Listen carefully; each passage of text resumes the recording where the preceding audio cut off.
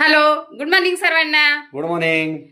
आजपासून दिवाळीला सुरुवात झाली आणि बाहेर गुलाबी थंडीला पण सुरुवात झालेली आहे. आणि आम्ही दोघांनी जोडीनं घरातच कार्डिओ वर्कआउट करून जबरदस्त घामाची आंघोळ केलेली आहे. आज मी तुम्हाला एक वेगळा विषय सांगणार आहे. एक राजा असतो, त्याने एक हत्ती पाळलेला असतो.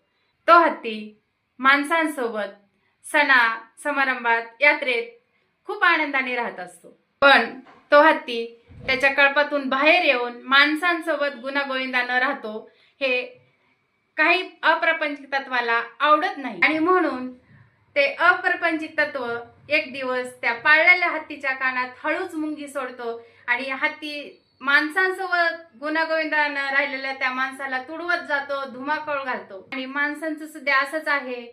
तुम्ही माणसाच्या कळपातून बाहेर निघून काही योग्य करत असाल तर तुमच्या कानात हळूच मुंगी सोडली जाते. मग तुम्ही घेतलेल्या निर्णयापासून दूर जाता, भरकटत जाता आणि सर्व गोष्टी बिघडत जातात. ऐकावे लोकांचे आणि करावे मनाचे. चला तर भेटूया उद्या नेक्स्ट टॉपिक मध्ये. Bye bye.